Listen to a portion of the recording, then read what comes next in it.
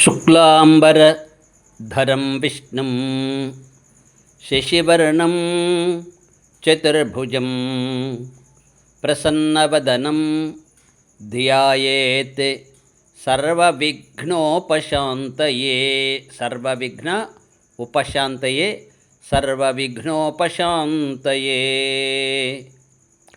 శ్లోకాన్ని జాగ్రత్తగా మనం వినాలి. చాలామంది శుక్లాంబరధరం విష్ణుం అని చదువుతున్నారు. శుక్లాంబరధరం కాదది, శుక్లాంబరధరం విష్ణుం, శుక్లాంబరధరం విష్ణుం. ఇక్కడ శుక్లాంబరం అని అంటే తెల్లని వస్త్రము అని అర్థం. తెల్లని వస్త్రమును ధరించినటువంటి వాడు శుక్లాంబరధరుడు. అందుకని శుక్లాంబరధరం అంటే తెల్లని వస్త్రము ధరించినటువంటి వానిని, ద్వితీయ విభక్తి.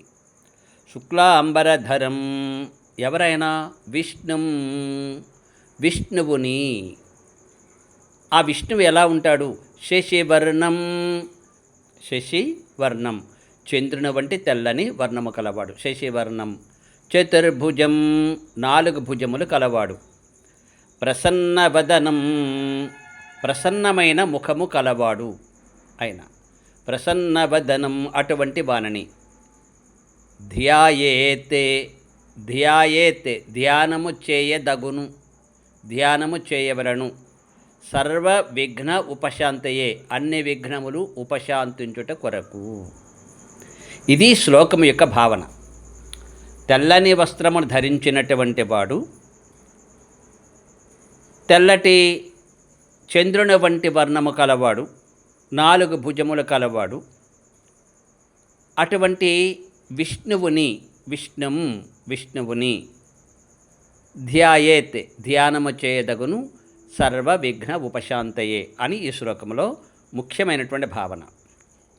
చాలామంది ఈ శ్లోకాన్ని తప్పు చదవడమే కాకుండా తప్పుగా అర్థం చెబుతున్నారు. పార్వతీ కుమారుడు తొండము కలిగినటువంటి, ఏనుగు తల కలిగినటువంటి వినాయకుడికి చెందినది ఈ శ్లోకము అని కొంతమంది చెబుతున్నారు.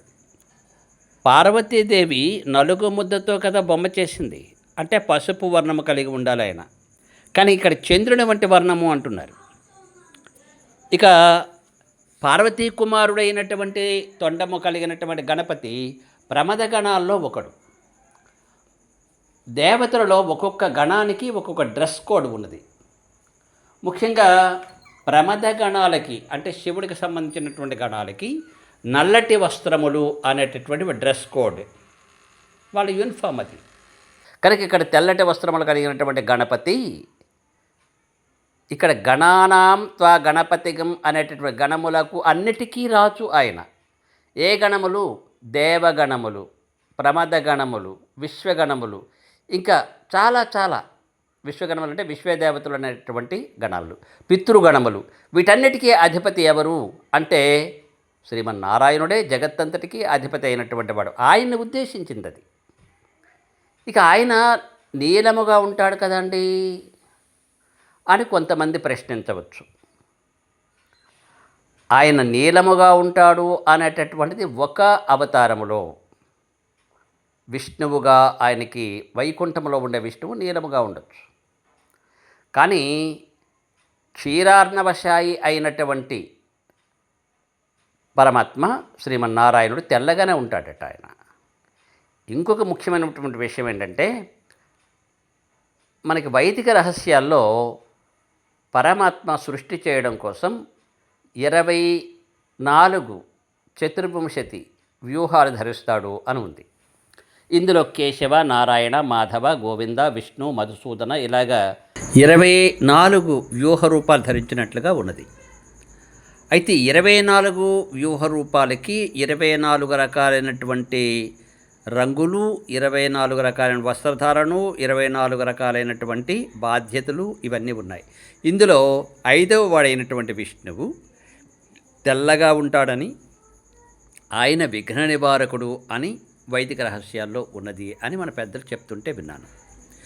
ఇంకొక ముఖ్యమైన విషయం ఏంటంటే, ఈ విష్ణువు అనేటటువంటి రూపము నుంచి విశ్వక్సేనుడు అనే ఒక అవతారం వచ్చిందని, ఆ విశ్వక్సేనుడి జగత్తంతటికీ కూడా సేనాధిపతి అని మనకి పెద్దలు చెబుతారు.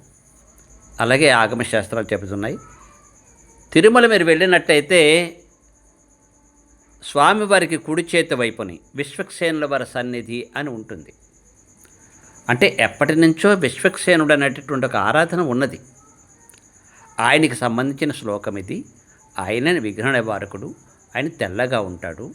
ఆయన విష్ణువు యొక్క అవతారం. జై శ్రీమన్నారాయణ.